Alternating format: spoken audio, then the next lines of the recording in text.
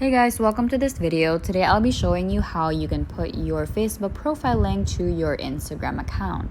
Currently, there is no way to directly link your Instagram and your Facebook accounts together. But what you can do here is just go to your Facebook profile, tap on the profile icon here and tap on your name. And then tap on the three dots right here. Scroll down and copy your profile link. It says profile link copied. Then go back to Twitter. And here you just want to tap on your profile. Go to profile here and tap on edit profile.